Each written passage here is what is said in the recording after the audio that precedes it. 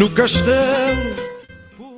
Era uma vez uma rainha louca, um príncipe medroso e uma corte corrupta que enganaram Napoleão e mudaram a história de Portugal e do Brasil. Nunca algo semelhante tinha acontecido na história de Portugal ou qualquer outro país europeu. Em tempos de guerra, reis e rainhas haviam sido destronados ou obrigados a refugiarem-se em territórios alheios. Mas nenhum deles foi tão longe quanto o príncipe regente Dom João, forçado a cruzar um oceano com toda a família real portuguesa para viver e reinar do outro lado do mundo, enquanto as tropas do imperador francês Napoleão Bonaparte marchavam sobre Lisboa. Milhares de pessoas acompanhavam na viagem. Foram 100 dias entre o céu e o mar, em navios improvisados, abarrotados, infestados de pragas e piolhos, sem conforto algum. Ao chegar ao Brasil, Dom João determinou, entre outras medidas, a abertura dos portos, fundou escolas, mandou construir estradas e fábricas, autorizou a publicação de livros e jornais, incentivou as ciências e as artes. E ao regressar a Portugal em 1821, deixava para trás um país transformado, pronto para a independência. Mulher da minha vida. Voltando 208 anos atrás, imagina que acordas com a notícia que as mais altas autoridades do país iriam fugir para outro país, sem aviso prévio. Pois, assim que os portugueses se sentiram quando Dom João e sua corte decidiram fugir para o Brasil, a sua maior colónia. Os portugueses se sentiram traídos e, com medo, se sentiram desamparados, não sabiam o que fazer. Já não tinham seu líder, visto que em Portugal ainda se vigorava o regime de monarquia absoluta. A causa disto tudo foi ter furado o bloqueio continental com a sua aliada Inglaterra. Ao deixar o seu povo, Dom João manda de fixar decretos nas ruas a explicar a fuga da família real. Com água e refeições limitadas, condições sanitárias precárias, enfrentando o calor do clima tropical, assim sobreviveu a corte de Dom João durante 3 meses em alto mar.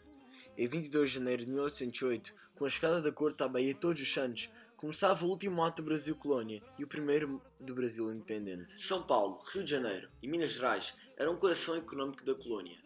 A escravidão e o tráfico de negros sustentou a prosperidade da economia colonial. Os escravos eram motor das lavouras de algodão, fumo e cana-de-açúcar, e também das minas de ouro e prata, que drenavam a riqueza para a metrópole.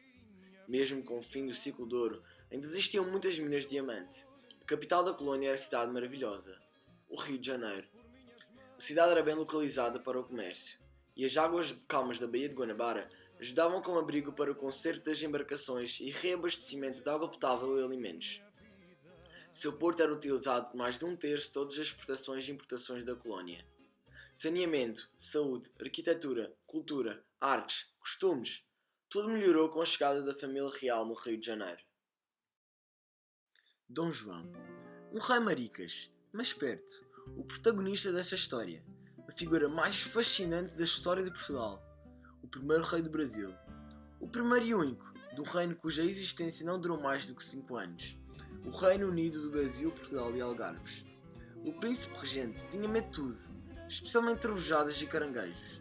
Chegou ao poder por acaso, sua mãe enlouqueceu e o seu irmão mais velho morrera, sendo o único pretendente ao trono, assumiu provisoriamente. Historiadores descrevem-no como um rei gordo, calmo, sem voz ativa, que cansava os adversários por ser tão apagado.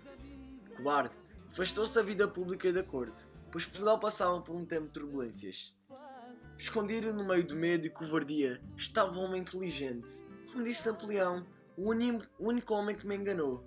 Por este facto, Dom João é para mim o rei mais deslumbrante da história da monarquia absoluta, tendo enganado o imperador mais forte que o mundo já conheceu, Napoleão Bonaparte. A fuga da família real passou-se em 1808, mas este livro aborda vários assuntos, todos relacionados ao século XIX. A obra tem vários cenários diferentes. Passamos de Lisboa para a imensidão do Oceano Atlântico, para a passagem na Baía de Todos os Santos e finalmente a capital do Reino Unido do Brasil, Portugal e Algarves, o Rio de Janeiro. Esta obra foi escrita pelo jornalista e escritor brasileiro Laurentino Gomes. O mesmo nasceu no Paraná em 1956. Especializou-se em vários cursos em Cambridge. Foram 10 anos de pesquisa e trabalhos jornalísticos para conseguir escrever esta obra. O escritor também escreveu 1822 e 1889, que contam o processo do Brasil monarquia até a implantação da República. 1808 não é um livro que interesse qualquer pessoa. Para ser sincero, acredito que não interessa a maior parte das pessoas. Mas o meu caso é diferente. História é um assunto que me interessa muito. Esta obra contém detalhes e analisa muito bem aquilo que foi uma revolução para o Brasil.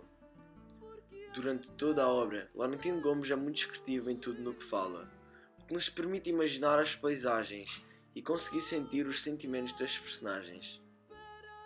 Senti o arrepio e a crueldade na minha pele quando li sobre as barbaridades cometidas contra os escravos.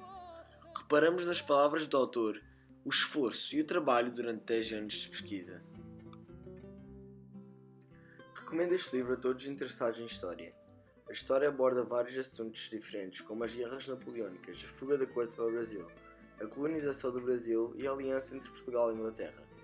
Quando me perguntam por que escolhi este livro, não sei como responder, porque honestamente só o escolhi porque a minha mãe disse-me que era um excelente livro, então arrisquei. Arrisquei com um bocado de receio, porque a minha visão de livros de história era muito diferente da realidade. Pensava que eram livros secantes, com uma terminologia muito difícil. Este livro mostra realmente o contrário. Olha que coisa mais linda, mais cheia de graça. Ela, menina que vem e que passa, num doce balanço, caminho do mar.